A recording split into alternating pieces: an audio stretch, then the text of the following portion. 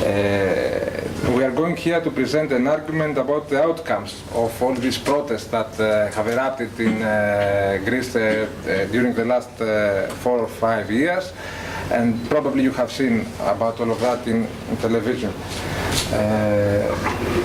As you probably know, Greece is one of the countries most hit from the international financial crisis of 2008. This crisis arrived in Greece, let's say, in late 2009. It was felt, actually, in Greece, when the international rating agencies and the financial speculators downgraded the borrowing ability of the Greek economy, and this resulted to a rapid deterioration of all the economic figures, of the figures of the Greek economy. As you can see in this column here, it's the rate of unemployment. In 2010 and before 2010, let's say it was around 10%. This is big according to Western standards, but due to structural reasons, in Greece, like in the rest of the Southern European countries, this was more or less normal. But this has risen to, in just 2 years, has risen to almost 25%, the unemployment rate, and now it's somewhere around 28%. The unemployment rate of young people is over 60% nowadays. In this second column, you can see the small and this means small percentage of small and medium enterprises closure. And 28 of them have closed in 2010, and of the remaining, another 31 have closed in 2012. Many self-employed and, let's say, middle-class strata people remained out of business and unemployed, and there is no unemployment benefits for this kind of people. And of course, the changes in GDP. It's an overall of 20% drop in just 5 years.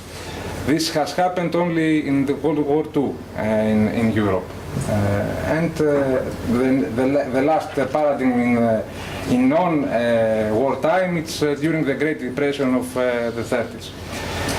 And of course, this is from the Eurobarometer, the trust in the Greek government. It was low already in 2010. But now it's almost 0. And 7, I think, now it's not 7. In 2014, it's below 5. So, all of this, and this is our argument, what we have observed and we try to theorize on that, is that has created a pattern that goes like that.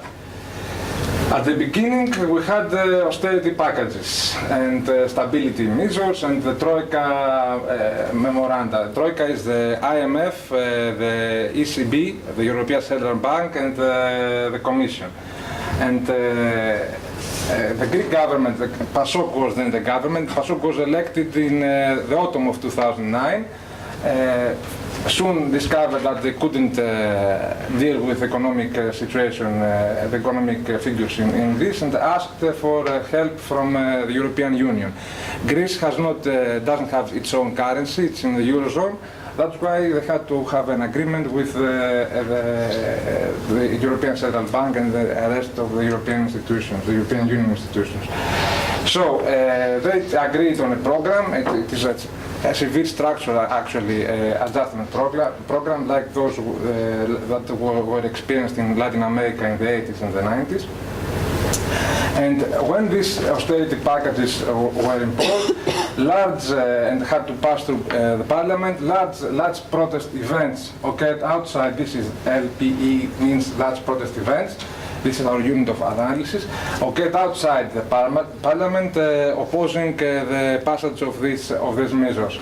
During the talks in the parliament, many, not many at the beginning, but some members of parliament, of PASOK especially, were disagreed with their government, and didn't vote for that. So this led to their dismissal. And during this period, many parties throughout the political spectrum were founded. As you can see here, The MP dismissals rose to 45. It's almost one-fifth of the overall member of parliament in Greece. When PASOK and New Democracy is the Conservative Party, actually created a coalition government in order to pass the second Troika bailout in February 2012. And from both parties, many of the members of parliament didn't vote for this bailout and PSI. PSI is the haircut. Private sector involvement. Yes, private sector. And outside the parliament, at that specific day, 500,000 people were protesting. So, our aim here is to analyze and discuss these large protest events related to the Greek financial crisis and their impact on the political regime. Because it's not just the political system this time. To understand and illustrate how repertoires of contention and the financial current regime are shaping each other, and to offer new evidence for the recent debate on economic contention and economic voting, and new evidence supporting the social movement party's argument of Paul Almeida. This is out of the Latin America experience. Kousis and Almeida argue that pressure created through economic protests under the economic crisis and austerity policies in Europe and previously in Latin America strengthened the opposition and other allies of the protesting groups in the political system. And especially Kousis has created an hypothesis, the exit hypothesis, where discontented voters reject all mainstream parties, the established political elites, or the political class in general, and opt for new challengers in the party system who typically adopt populist appeals, for example, new populist right in Western Europe. This is especially the case in Western Europe and in Central and Eastern European countries. And at the end, turn against all political parties or abstaining from voting. No, I think Maria will take the floor. Thanks. We tried to give a brief overview of what's been happening in Greece and also to show you the type of literature that we'll be examining more closely to test our data with. I have to say that this data set was created under almost nil resources, and that is why the unit of analysis is the large protest event. With no resources, I try to figure out a way to give an overview of the 3 years, which happen to be the most important ones thus far since the crisis. And Basinger was the inspiration to follow the large protest event, which I think at the end is was a good choice. About a couple of months ago, in April, the Minister of Public Order and Protection of the Citizen announced, answering Syriza MP's questions in Parliament, that since early 2010 until early 2014, there have been 20,210 protest events in Greece. So that's an indicator. There are a couple of theses trying to show all the protest events, but this is a figure very close to, I think, this police estimate, which was one of the first times I've heard the police giving such estimates in Greece. I think is close to what was happening, and as you will see, through our 32 events, we were also able to trace over 1,000 protest events across the entire country. So in a national campaign, given our data, that was formed from early 2010 to early 2013. So this is a very thickened period, as Basinger defines it, involving events that are going through extremely rapidly and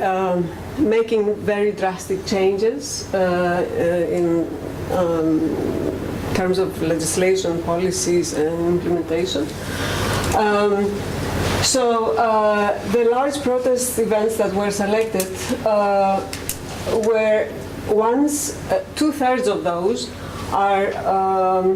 have from 25,000 to 500,000 participants.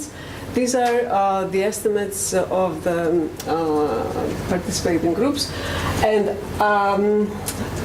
I chose group protest events also that were between 5,000 and 25,000 because they were quite important and they were clearly making anti-austerity and anti-troika bailout claims.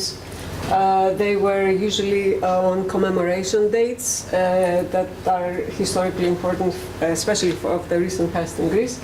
They involved high number of parallel and synchronized protests across the country, national level anti-austerity justice-related claims, and they were supported by cross-class coalitions of the general public. These were addressing basically parliament, national power holders, although mentions were made to Troika and the European Commission. But they were events that took place through 13 general strikes for this first 3-year period in front of the parliament with parallel protests in cities and towns across Greece, but also beyond Greece as well. So here we have the number of the main protest actions and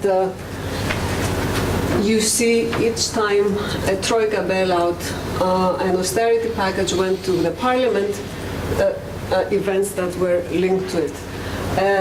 This is a 3-phase campaign. The second phase is the phase of the square movement or the Greek indignados. These are the number of participants. In the second phase, we have the highest numbers, reaching up to 500,000, usually from 200,000 and above. Given the data that we have, we argue in a different paper with Mario that this is a protest campaign because it involved whole populations emerging in wider struggles, and they made sustained, organized public efforts targeting authorities. This is the data that came out of the 32 large protest events. A total of over 1,000 countries and towns across Greece are shown in this map. We applied GIS at the Institute of Mediterranean Studies to portray the events that were involved across the entire country. But I have to say that this is about, I would say about 5 to 7% of what was really happening, because the data that we had did not give us the names of all the towns involved. Mentions were saying, so 60 towns and cities across the entire country had protest events, and they would give about 10 or maximum 12 or 14 names. On the basis of those names, we did the map. So if we had all the names, this would have been almost dark, the whole country. Participant claims were very, they were converging. Overall, they have grave concerns about the unprecedented austerity measures with dramatic wage and pension decreases, drastic tax increases. We had coding categories of all this, so I'm just lumping this.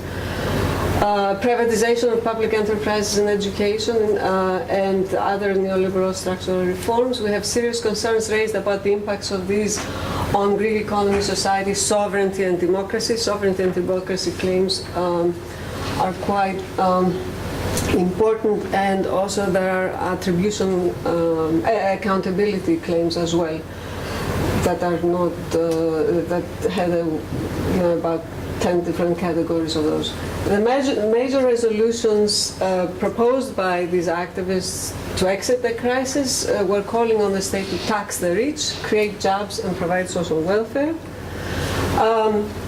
The most interesting part, I think, for this presentation would be the participants' profile based on the different national newspapers who were using transnational press as well as alternative blogs, media sites.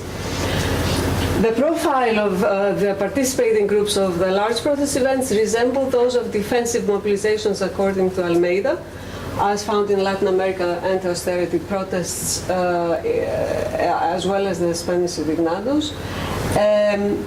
They belong to unions or confederations, ya sea the political parties of the left, student, youth groups, educational groups, justice-oriented groups, and the general public. And this is, again, the second phase where you saw in the map the increasing participation across the entire country of the Squares movement. These are the political parties. They are one of the primary actors involved in initiating these protest events. You see the indignados in orange, and basically the second year was a climax year. Who are these political parties? We have VIMAR, the Communist Party, PASOK, and Syriza, especially Syriza being involved in 62.5% of the large protest events. As a primary, as the first primary actor, we had coded 3 primary protest actors, because these are large networks working together. Anti-Austerity is an extra-parliamentary group founded in 2009, early 2009. It's a party of the left, more left to Syriza. That was also important. And here we have the election results in 2012. You can see what was happening from previous elections. We have, as Kousis says, penalizing of the large 2 parties by the Greek public, New Democracy and PASOK. We have the large increase of Syriza. We also had the penalizing of Laos, the right party that worked with PASOK and New Democracy. But we also have Golden Dawn rising here. Out of almost nowhere. It was able to enter the parliament. We also wanted to show, as Kousis also supports, that there is a drop in participation. There was already a drop in participation during the previous elections, but in the May 2012 we have a doubling of this.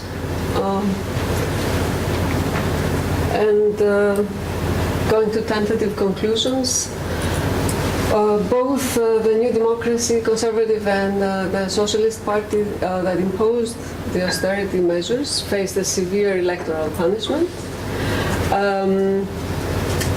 While given the sweeping changes imposed by Troika, the political system in Greece changed radically, and this did not happen in the Western countries that Kousis studied. We have also, similarly to the Central and Eastern European cases, according to Kousis, new political parties, including the far-right party, appearing and entering the government. Similarly to the Latin American experience, the political parties of the left in Greece were significantly empowered. The Greek left took advantage of its already established institutional position, along with the Greek trade unions, as well as other social movement and extra-parliamentary groups, which played a quite a substantial role in the mounting of the large protest events against the Troika bailout packages and austerity measures. And this led to their electoral strength. For now, and we want to continue to take this further until the most recent European elections. But still, we don't see many large differences from the 2012 period. We have, from our findings, we give support to Chris's exit hypothesis, which we feel it is confirmed for the Greek case on the basis of this data. So, Kostas, you want to say something?